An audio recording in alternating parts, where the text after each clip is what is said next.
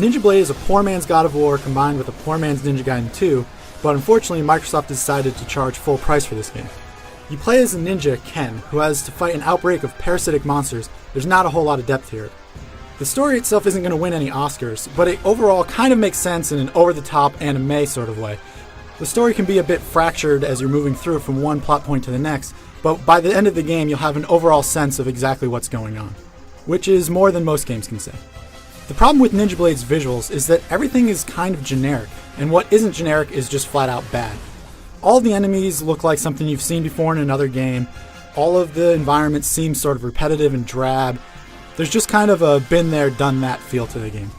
And the style itself is downright terrible, and I'm not just talking about the unlockable endless flower suit you can see here. Ken looks a bit like a cheap knockoff of Ryu from Ninja Gaiden, and although it's clear that From Software was going for a bit of a tongue-in-cheek feel at the game, it really falls flat. As you progress through the game, you'll see that environments and textures and enemies get reused. There's even an entire level of the game where you just revisit areas and fight bosses that you've already beaten again for no reason whatsoever. If I wanted to replay missions and fight old enemies, I'd just do it from the menu, which you can do in this game, so there's really no point for this level to exist at all. The gameplay is a weird mishmash of quick-time events, on-rail shooting segments, and hack-and-slash combat.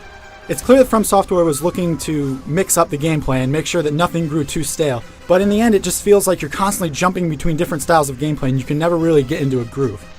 If you're a big hack-and-slash fan, you'll find that there's a whole lot of other stuff that gets in the way of the core gameplay mechanics. Not that there's a whole lot there with the core gameplay. The combat in Ninja Blade is lacking, which is ultimately its major downfall for me. You can upgrade weapons and learn new moves, but there was really no point. The game is ridiculously easy. As I quickly learned, if you equip Ken's strongest sword, all you have to do is jump and hit the Y button, and you'll beat just about every enemy in the game, including a lot of bosses.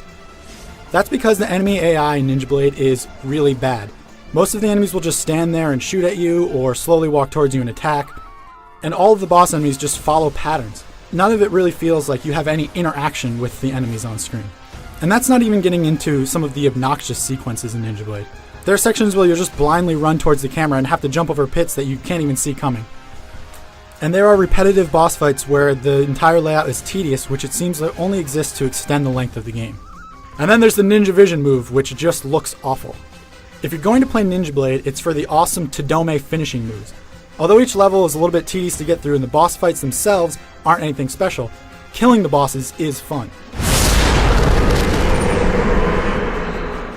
Once you get them down to 0 health, you can run in for this cool, stylish, cinematic killing move using quick-time events. They make you wish the entire game had this kind of style. Eat this! Overall, I found Ninja Blade to be a bit generic and rather tedious in its gameplay.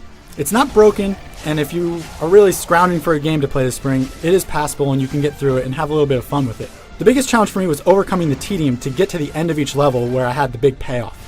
Of course, you can just watch the Todome finishing moves online and save yourself the trouble of playing through the entire game. For the full written review, head over to IGN.com.